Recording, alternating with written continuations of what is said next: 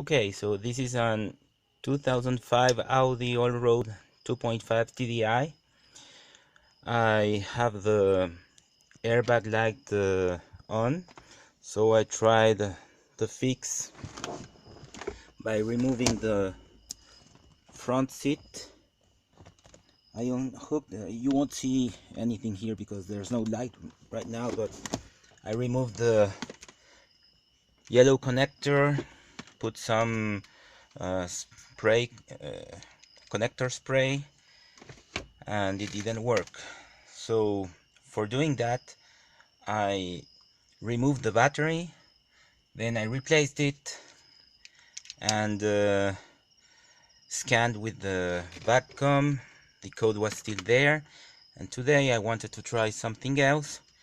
Came to the car, put the key in the ignition, turn it, and now I have that.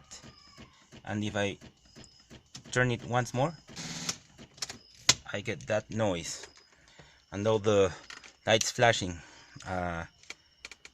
I really don't know what the problem is. If someone can help, thank you.